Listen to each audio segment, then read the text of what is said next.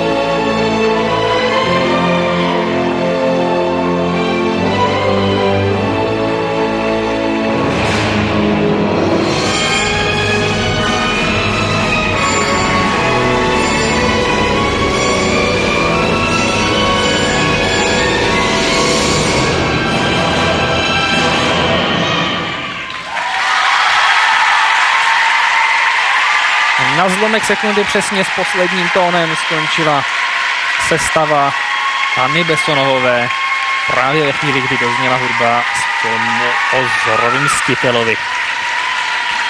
Do průběžného vedení se dostala Věra Sesinová, ale Anna Besonovová na ní bezesporu útočí.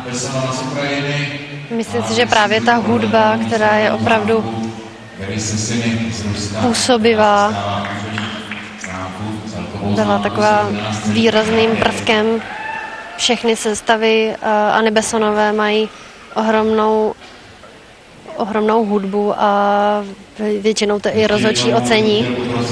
Také se mi líbí, že Anna se trošku odpoutala už od toho svého nervózního vystoupení a začala komunikovat s publikem. Zřejmě ta hudba jí velice sedí, i ta sestava. Bylo znát na její tváři, že